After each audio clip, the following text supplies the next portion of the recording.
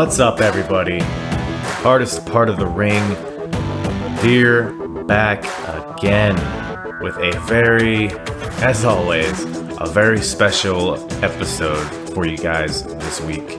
You know, I really enjoyed reviewing WrestleMania 17 last week. It was a huge show in the history of wrestling, a huge show in the history of my personal wrestling fandom. So that kind of tilted my mind towards, well, okay, I'm not going to be reviewing this era of WWF forever. What other eras of wrestling can I take a look back on? What other eras of wrestling do I remember enjoying growing up? And immediately what sprung to mind was Ring of Honor.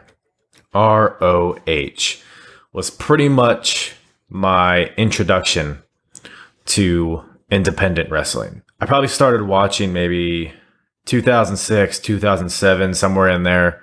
Takeshi Morishima was the world champion, and he had lost it to Nigel McGuinness, who you may know from commentary in NXT.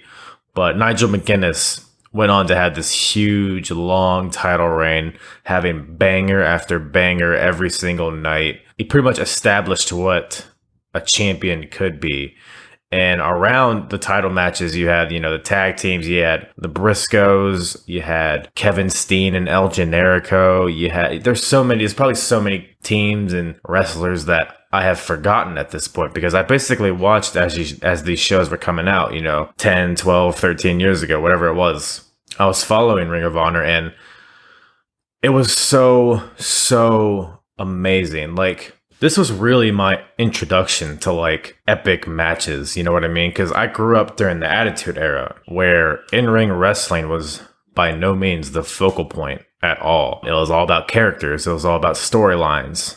It was all, spectacle and fireworks and fire and gays and whatever, all of that stuff that the WWF or WWE was putting out there. That's what my impression of wrestling was. That's what my vision of what pro wrestling was. And then the WWE kind of migrates away from the Attitude Era stuff into the Ruthless Aggression stuff, which is great in itself. I love that era of wrestling, or of WWE, but it is completely different than what a company like Ring of Honor was doing. I tune into Ring of Honor, I find it online, and it's just like a pace that I had never seen before, because I also had never seen the cruiserweight division in WCW. I wasn't an ECW guy. And these are promotions and eras where you might see matches like this. You might see all these moves and these sequences and this style of match. I'm not saying Ring of Honor is the first company that's ever done this, but to me personally, this is the first time that I've laid eyes on something like this. And it just captivated me immediately. The first match I watched, I don't remember what show. I don't even completely remember who was in the match, but I remember it was a fatal 4-way. It had Matt Sydal. It had Claudio Castagnoli, aka Cesaro. It had some guy in a mask. It was not El Generico. I think it was Jigsaw, maybe. And some other guy, I don't remember.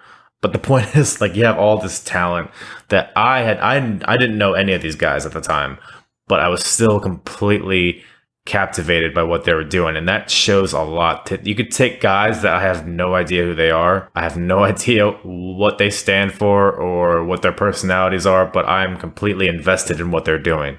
And that is what Ring of Honor at its peak was absolutely exceptional at doing. It got you invested in the product.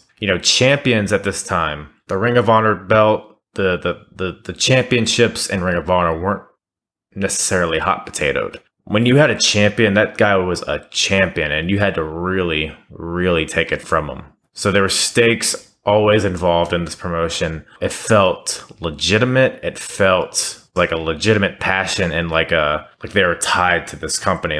They were all in this together. It was very reminiscent of ECW, which makes sense because it's tied to Philadelphia. And after ECW kind of went defunct, I guess this kind of maybe took its place in a lot of people's hearts. But people were really invested in this promotion, and I was too. I was a little late to the game, but that's why we're here. That's why we're here to revisit all that stuff. And I could not be more excited to do that. I mean, if you don't want to take my personal opinion about the matter, just look at the roster that they had. let me list off some names for you, just in case you're confused as to if these guys ended up being successful or not. Kevin Owens, Sami Zayn, Seth Rollins, Cesaro, Daniel Bryan, Austin Aries, CM Punk, Samoa Joe, AJ Styles. Dude, I could go on and on about the stacked roster that they had. It was incredible, like that they just stumbled upon this roster of incredible talent, and they were able to put on amazing show after amazing show for a very, very long time. Nowadays, it's kind of, I honestly don't follow Ring of Honor. I really haven't followed it probably since they went to HDNet, which was like in 2009, 2010, something like that. But the like mid 2000s to late 2000s era of Ring of Honor was absolutely incredible. And I absolutely want to go revisit those shows. And not only because I want to revisit the shows that I've watched, but I also think I have yet to see a good chunk of what made Ring of Honor so great. Because like I said, 2006, 2007 is when I started. But that completely misses like the CM Punk era, the Samoa Joe, AJ Styles, Christopher Daniels. All those guys were already in TNA at that point. Homicide was in TNA. It's probably guys I'm not even aware of that were there. Paul London. There's so many guys that I kind of miss that era. And I've always wanted to go back and watch. And yeah, I've seen a few matches here and there, like as standalone matches, but nothing compares to kind of like watching the build up to certain things and watching the chronological order of events and seeing how they unfold and how, those events tell the story as they are told in that order. So basically what I want to do here is I want to start right from the beginning. The Era of Honor begins is Ring of Honor's first ever show, which took place on February 23rd, 2002. And just like a bingo hall in Philadelphia, man. It was, I have actually seen this show before. It's probably been like 10 years or so, but it is not the Ring of Honor that people think of. It is understandably so. It's an independent promotion's first ever show, but they got some pretty big names on here. I mean, they got Eddie Guerrero versus Super Crazy. That itself is huge for a company at the size that it was at the time. And then, in their main event, they have Bryan Danielson versus Christopher Daniels versus Low Ki. Now, these guys weren't, the stars that they ended up being at this time, but they're still very well known on the independent circuit and pretty much the kings of the indies at this point. So it's still a very huge get for this company at this point. So yeah, the Era of Honor begins. Their first ever show. We're going to take a look at it, and but it should be a fun, very fun beginning of this journey that we're going to go through, going through every single show that Ring of Honor has put out. I'll probably go until I don't want to. That's generally how it works, right? But definitely like at least like probably like the 2000s, probably into the late 2000s, and then we'll kind of recess there. But should be fun. Should be fun. So the show opens up with a montage. So basically it's like, gives the Ring of Honor logo, whatever. And then it just cuts to a montage of, I guess, the show itself that we're about to watch, but it's just a montage of all of the entrances that the people make during the show. It's basically showing all of the people that are going to be on the show and pretty much giving you a taste of what you're going to be seeing as you watch these matches. And it was this is 2002, so it's 2002, and it was like a smaller company, so it's nowhere near the the pageantry or the cinematic nature that you would see in a WWE promo, but it's still, for some reason this got me so hyped, dude. It was like a normal like PowerPoint montage, but it basically showed you everybody. It had some music behind it, and some of the guys that came out, man. Eddie Guerrero and Super Crazy, two huge names, especially at the time, and it's incredible that they were able to land those guys. But you also have guys like Christopher Daniels, Daniel Bryan or Bryan Danielson, Low Key, Amazing Red, Steve Carino. I mean, there's these guys that were young at the time, and there's just something about seeing these guys when they're young and when they're their most hungriest, and just knowing like the stars that they would become. It's awesome to watch, dude, and to see them in their early stages. It's very, very interesting. So that's basically how the show opens up, which is pretty much showing everybody that's going to be on the show. Then it cuts to the streets, I guess, right outside the venue that they're doing the show in downtown Philly. This is pretty much reinforcing that ROH is kind of trying to fill the void of what ECW left when it went out of business, because ROH was started by Rob Feinstein, who was the owner of a video production company. And once ECW folded, they needed another company to basically produce and sell DVDs and VHSs of their shows. And with ECW gone, obviously can't produce those shows. So they just decided to start their own company and called it Ring of Honor. And basically RF Video, which is the company name, is basically following a tag team called The Hit Squad. Not The Hit Squad, The Hit Squad. Now, I don't know what ended up becoming of these guys, but I don't think they made it too big, but they're pretty entertaining. Just a bunch of like New York assholes, or Boston. I don't even know, New York, Boston, whatever they are. Two pretty big dudes, pretty much walking the streets. They walk up to a bus, which I guess is where a lot of people that, I guess people rode that bus from New York to Philly to watch this show. So they're basically hyping up all the fans on the bus, getting them pumped to see the show. And they're really enforcing that, hey, you guys sick of this sports entertainment shit? And they're all like, yeah. It was kind of a weird little deal here.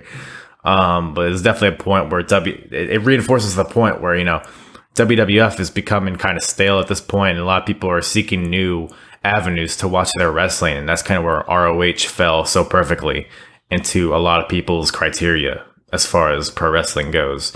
It was different. It was, as they were saying, it was new wave, yeah, it was just something different. It was something that it was kind of akin to ECW, but it was more, it was less blood, guts, and it was more based on the pro wrestling itself, which is a very foreign concept in this period of time, because this is right off the heels of the Attitude Era. So when people think wrestling in general, they think of Stone Cold opening beers and The Rock raising his eyebrow and Undertaker disembalming people. Like that's what they think of when they think of wrestling. So Ring of Honor is kind of here to change the narrative as far as that is concerned, and try to be the antithesis of what people think pro wrestling is, and to try to create their own product. So pretty cool to see. That's kind of how they open the show, with the Hit Squad walking around the streets, hyping their fans up. But it's such a funny cut, because you have the Hit Squad, which are these huge dudes. These like, they sound like they're New Yorkers. Let's just say they're New Yorkers for the sake of it. These two huge New York dudes, like Puerto Rican or something, just big, stiff, strong, brooding dudes. And then it just quick cuts to the show where a team is making their entrance called the Christopher Street Connection, who, if you're familiar with New York, is where all the gays hang out. And this is 2002, okay? Now, I don't know if these guys are actually gay. The Christopher Street Connection. I don't know if these guys are legitimately gay, but the way that they're dressed and the way they come out is like you took two straight guys and was like, hey, we need you to be gay for this show. Do something, make yourself look gay in the most stereotypical way possible. They come out to the fucking Village People YMCA as their entrance music, because of course, why wouldn't they? They're both wearing boas, like colorful pink and blue boas. They got fucking rainbows on their chest, pink sunglasses. It's man, what a time 2002 was. But they basically come out, so to speak, again to YMCA.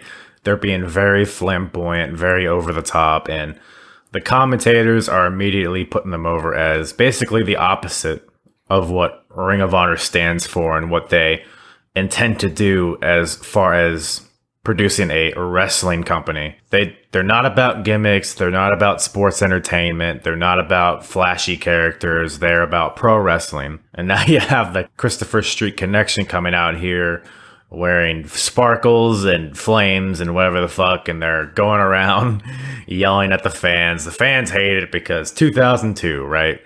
Gays. And they're like they're like blowing kisses to the male fans, and of course it gets a lot of heat. The commentators here were just cracking me up, man, because it just shows what a different time this was. One of the guys kisses one of the male fans sitting ringside, and the commentator goes, "He kissed a fan, a male fan.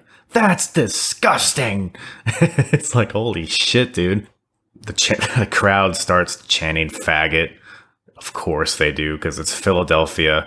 Then one of the guys grabs a mic, and one of the commentators goes, "Yeah, he looks very comfortable with a mic in front of his mouth." Like, it was pretty funny, but it was very like, ugh. Like, if Ring of Honor wants to go revisit how they started, if they want to revisit their first match, it's gonna be pretty tough for them to do that, or they might want to just do it without audio and maybe just have it with a music bed behind it, because man, a lot of homophobia here. Wow. But anyways, either way, but it's a different time, so who gives a shit? But it's clear what they're doing here, right? They're basically starting the show by throwing out these flashy characters, these gimmicks, and basically establishing that that is not what Ring of Honor is going to be about, because Christopher Street Connection gets on the mic. They start shitting on all the fans, and they say, "Ring of Honor is going to stand for Ring of Homosexuals." And they start making out in the ring to a tremendous round of boos. Everyone is horrified in the building. And that's when the Hit Squad comes in to make the save us from this gayness, the Hit Squad.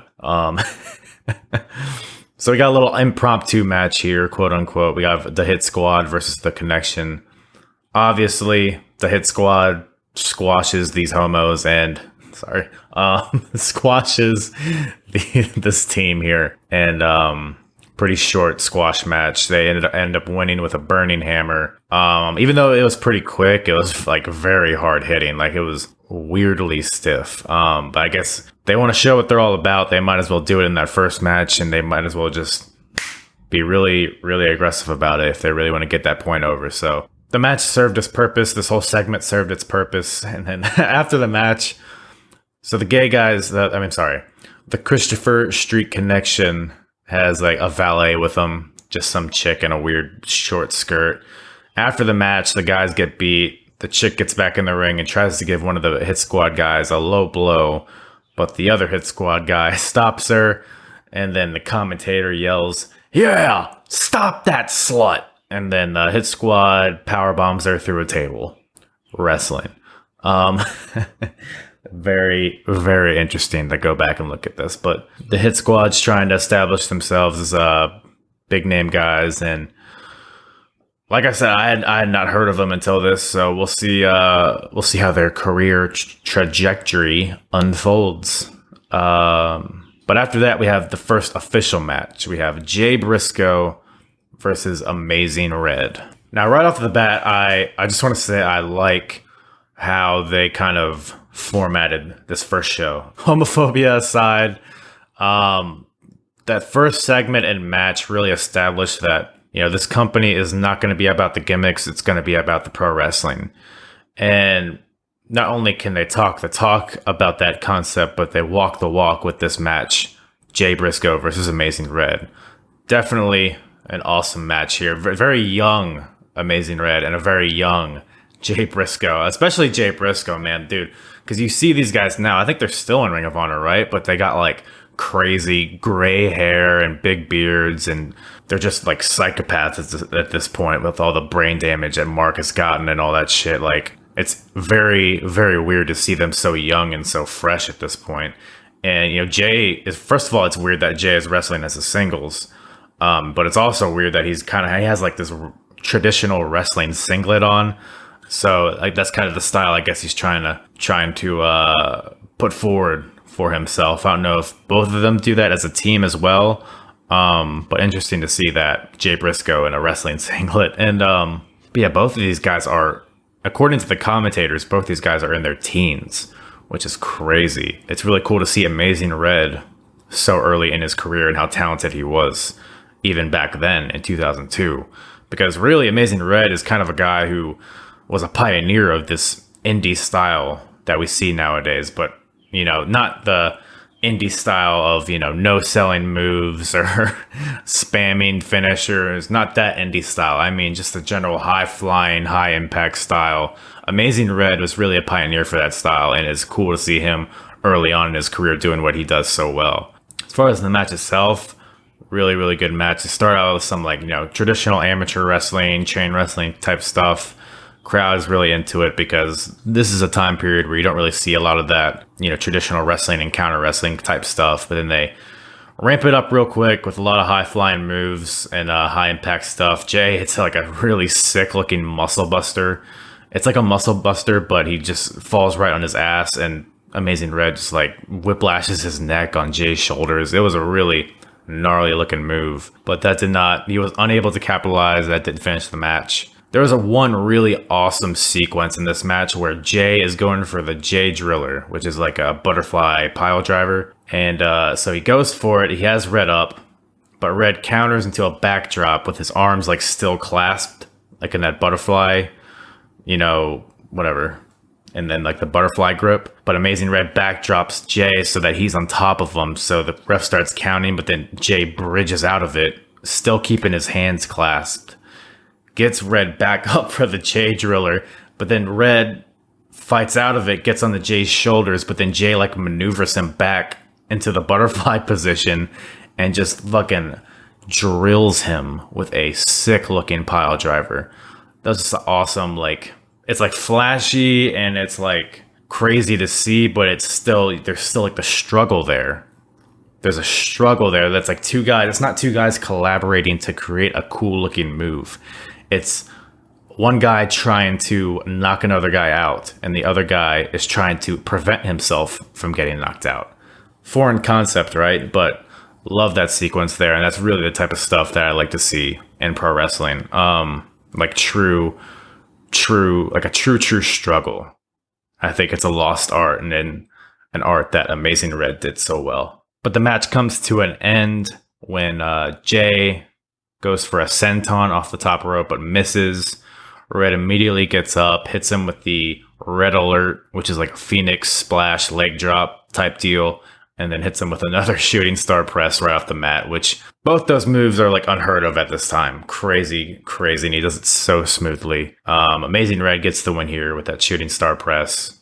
Both guys are struggling to get up, really putting over how this type of style is hard hitting. It's what true pro wrestling is. They both struggle to get to their feet, shake hands, because the H stands for honor, not homosexuals like the other guy mentioned earlier. But good stuff here, awesome stuff, and it was a great way to set the tone for what this company is going to put forward in the future. Then after that, it cuts to a few promos. You have a few from Low Key and Homicide, which there was a lot of these over the course of the show, like kind of just one camera pointed at a guy and they're like just cutting a promo, basically establishing who they are and kind of what their character is. And honestly, for the most part, they were pretty awful. But like they were like recorded in a hallway, like a crowded hallway. People are talking in the background. It was just low budget, I get it, but a lot of them were pretty lackluster. But these ones from Homicide and Low Key were pretty solid. Definitely two believable fighters here, two pretty intimidating looking guys. So good stuff from Homicide and Low Key here, which they'll both be included later in the show. But the next match is Scoot Andrews versus Xavier. Two guys who I really don't know much about. Apparently, so this is 2002, right? Apparently both of these guys had big years in 2001 on the indies, wrestling on a national scale. And they're basically being built as two up-and-comers and future stars of this company. So they're facing each other here to see, who has the momentum and who's really going to kind of rise to the top here. I know Xavier ends up, being a world champion in Ring of Honor at some point, but I'm not really sure how that unfolds or, how long he lasts. But I don't think he lasts very long. And Scoot Andrews, I haven't heard of until now, so I don't know what happened to him after this. But apparently he calls himself the Black Nature Boy. He comes out to like a rap remix of Ric Flair's theme music. So interesting. Very interesting. There's actually a pretty solid match here. The thing I like about this is that, it's indie wrestling for sure. But it's not like a spot fest. It's not, pandering to the crowd. It's not going for Instagram clips. It's indie, but it's still wrestling. There's a heel and there's a face. They're selling. Both these guys, especially Xavier, because he was on the defense most of this match. He was selling very well. But there was one spot in the match where Xavier went for I don't know if he's going for a spine buster or a back body drop. But what ended up occurring was like kind of a combination of the two, which is not good because he ended up dropping Scoot Andrews right on his fucking head, which looked really gnarly. Lucky that Scoot was okay. He was able to finish the match. He ended up giving him like a really, really stiff looking Alabama slam like right after it. So I don't know if that was a receipt or what, but man, that botch was fucking brutal, dude. There was one point where Scoot Andrews hits his finisher, which is like a sit out tombstone, basically, and he goes for the cover, but Xavier manages to like his foot's under the bottom rope, just out of luck, and then he rolls out of the ring, and Scoot Andrews is having a hard time getting him back in the ring because he's just dead weight. Xavier's toast, and he gets him back in the ring. Xavier starts to fight back, but as he's fighting back, he clutches his neck, like he's still selling the neck that he just got pile driven into the mat, right? Little things like that these guys did during this match that made it really enjoyable. So good stuff by these guys. Ultimately, Xavier ends up getting a win, getting a roll-up win, as Scoot Andrews is arguing with the ref. So it gets kind of a out of nowhere win here, putting over that Scoot Andrews is he's the more experienced wrestler, but Xavier got the better of him on this night. So yeah, pretty good match here. After that, we have a tag match. We have the Brooklyn Knights, who were, they're jobbers, so who cares what their names are, versus the Natural Born Sinners, which is a team of Homicide and Boogaloo. Homicide, obviously, I'm very familiar with between his work in TNA, and he ended up being a really big star in Ring of Honor, so it's really cool to see him early in his career. Boogaloo, I'm not sure, what happened to him. I don't know how long this team lasted, but nonetheless, Boogaloo and Homicide, Boogaloo, the fuck kind of name is that? But they both come out and they're wearing fucking nails, jail, like orange jail suits. I don't know why nails is the first thing that comes to mind when I think of that, but it's a little gimmicky here, but nothing wrong with a little color, I guess, to make yourself stick out. But they're really building these guys up as two guys from the ghetto who wrestling is pretty much all they have at this point. Without wrestling, they'd have nothing. So that's kind of the premise here, is their desperation to be successful here in Ring of Honor, and they're really just kicking the shit out of the Brooklyn Knights. But the Brooklyn Knights do get a little bit of offense, but they end up actually getting beat with rubber chickens. Yeah. So yeah, that's the finish here. The Natural Born Sinners whip out some rubber chickens and beat the shit out of the Brooklyn Knights, getting disqualified. Oh boy. So the story is, so previously they had a little promo earlier in the show where they were walking around the ghetto, and there was buildings that had been, knocked down and whatnot. And Homicide found a rubber chicken on the ground, which I guess is where his old house used to be, or something along those lines. So now that's the symbolism there. Ends up getting them disqualified in this match. But Boogaloo and Homicide are none too pleased with the referee here. So they do the reasonable thing and stab him with a spike. if you ask me, rubber chicken to Spike is a bit of an escalation, but nonetheless, so they lose via disqualification by rubber chicken smacks and then stab the ref after the match. Anyways, ridiculous here, but it's pretty entertaining, if I have to be honest. But the best part, so they get disqualified. The sinners get disqualified. And they play the Brooklyn Knights music because they won, right? And their theme music is the fucking Karate Kid Never Gonna Let You Down music, which is cheesy as hell, and I love it. But that music's playing, and while the music's playing is when the stabbing happens. So they're like, Homicide pummels him with a spike, like in the shoulder, and then he starts digging into his head, like he has him by the throat, and he's like digging into his head with the spike. And while all this is happening, blood's gushing out of his head. He hits him with the cop killer, drops him on his neck. All of this is happening. All you hear in the background is, "You're the best around. Nothing's ever gonna let you down." Like, are you fucking kidding me? Hilarious. I don't know if that was meant to be as funny as it was, but it made me laugh. Then after that, we have a 6-way match. Now, with this match, I was very confused whether or not this was a tag match or not. And I think the commentators were confused as well. So we have one group of 3 all came out together. You have Brian XL, Chris Devine, and Quiet Storm. 3 guys I've never heard of, but basically they all came out together. So I'm like, okay, here's a team. It's going to be a 6-man tag match. But then we have 2 other guys come out, Jose Maximo and Joel Maximo, and Amazing Red. Now, apparently all these guys were trained by Mikey Whipwreck, who is by the way, is the special guest referee for this match.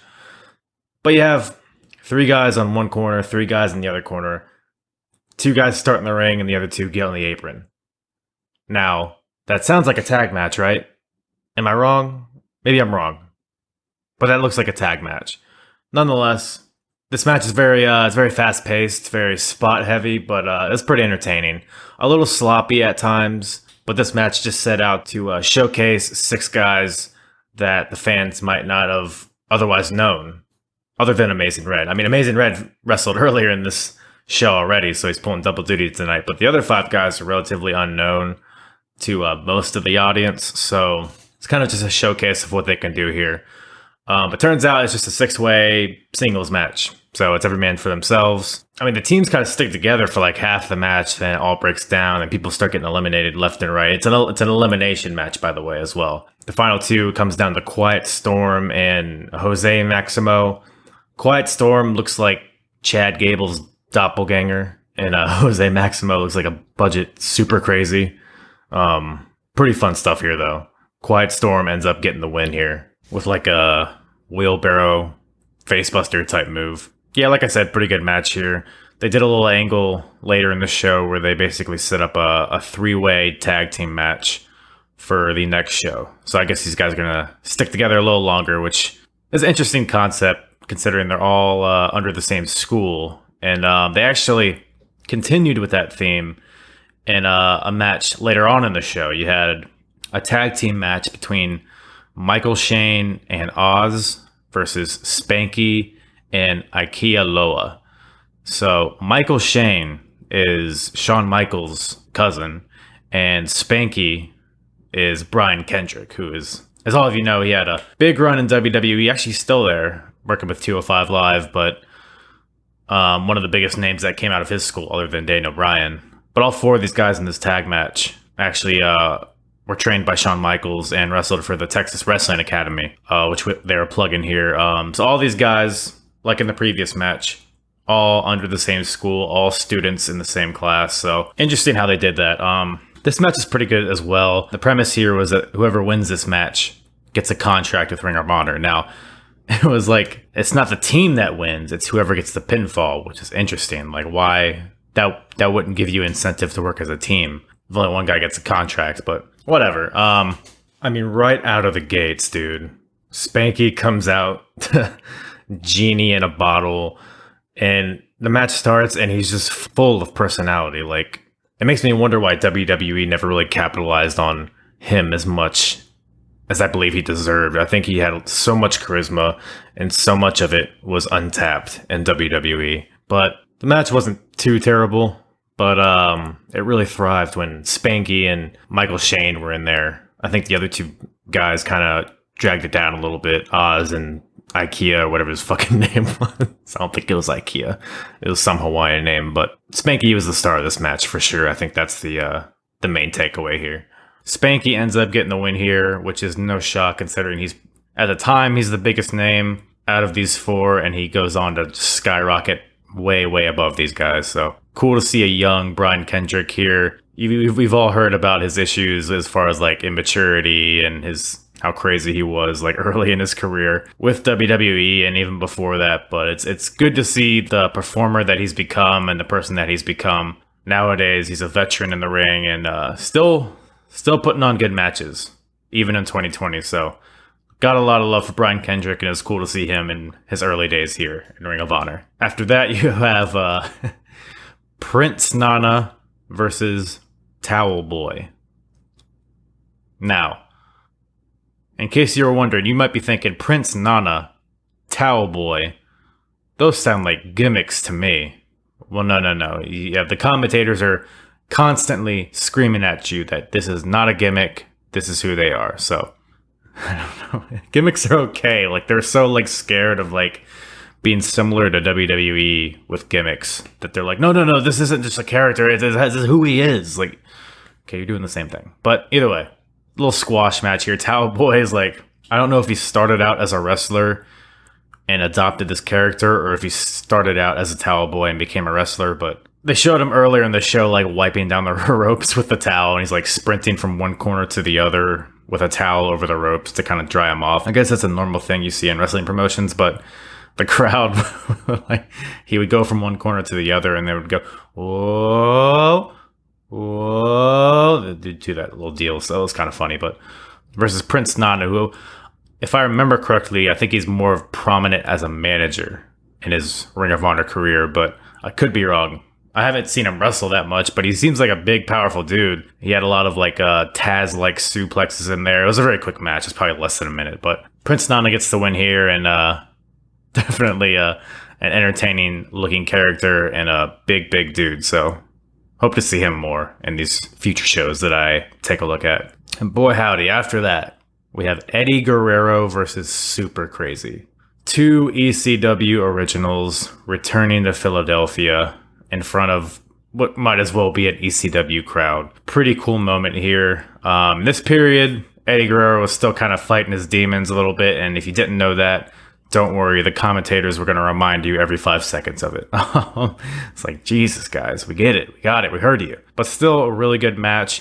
Kind of a slow start to it. And the match as a whole actually had a pretty methodical pace to it. But when these guys turned it on, they turned it on. They were silky smooth when they needed to be smooth.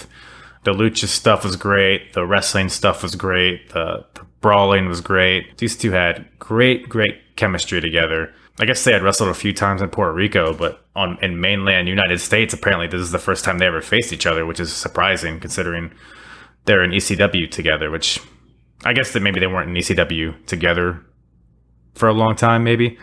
But you wouldn't know it. These two had great chemistry, and solid match here. And ultimately, Super Crazy ends up getting the upset win over Eddie with a little like small package deal. And then afterwards, Eddie Guerrero cuts a promo. He's like, basically saying that Ring of Honor is where he wants to be. He appreciates that everyone around here is hungry, and it's not about angles or money, it's about honor. And he says that Ring of Honor is where he wants to be. And then he leaves like immediately after, I think. I don't know. I know he was in WWE like 3 months after this, so take it what you will. But it's kind of interesting to think like if he would have stayed longer, to face guys like Samoa Joe and AJ Styles and CM Punk and stuff like that. I think he actually did. Actually, you know what? If I remember correctly, I think he did end up facing CM Punk. Maybe it wasn't Ring of Honor, but it was definitely in some promotion. There's a little hidden gem out there if you give it a YouTube. Definitely interesting to see those two having a match together. But Eddie Guerrero, Super Crazy, good stuff from both these guys. Which brings us to our main event. It is a triple threat match, and it is Low Ki versus Christopher Daniels versus Bryan Danielson. Hoo doggy, this shit was fire. I thought this was for the ROH title, but I guess they didn't introduce that until a little bit later. I might have even said that earlier, I don't remember, but non-title match, but still an awesome match, and definitely set the tone for what Ring of Honor is going to be in the future.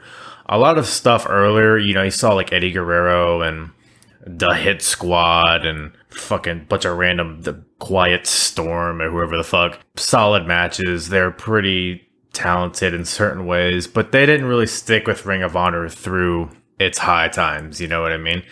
There's a lot of guys on this show that got showcased, whether it's from guys that were in Shawn Michaels' school or Mikey Whipwreck's school, or guys that were local to the Eastern Coast area. Only a select amount of guys on this show actually went on to be successful in this promotion, and all three of these guys, you could say, were very, very successful. I mean, if there's a Mount Rushmore for Ring of Honor, Bryan Danielson's definitely on it. I don't know if Low Key or Christopher Daniels are, but you can make an argument for sure. But yeah, the match itself was amazing. I mean, all three of these guys, even though they're early in their careers, are very mature in how they work a match. I mean, Daniel Bryan, first of all, or Bryan Danielson, whatever. This dude does not fucking age. Holy hell. He looks exactly the same as he does damn near 20 years later. Christopher Daniels and Low Key, same thing, dude. None of these guys age. Now that I'm thinking about it, because you see Christopher Daniels in AEW, and we've seen Low Key in MLW, and he was in Impact pretty recently too. All these guys are still going at it, and at a pretty high level, which is insane. And they've only gotten better since then, but this triple threat match right here was awesome. I guess Daniels was more or less the heel in this match, so you saw a lot of teaming between Low Key and Daniel Bryan. You saw a lot of martial arts kicks between those two in Low Key and Daniel Bryan, and you saw more mat wrestling from Christopher Daniels. You saw they all hit all their high spots. They all hit their greatest hits, but at the time they weren't greatest hits. They were moves that a lot of people had never seen before. So a really good showcase of these three guys. At the end of the day, Low Key gets the win with the Key Crusher.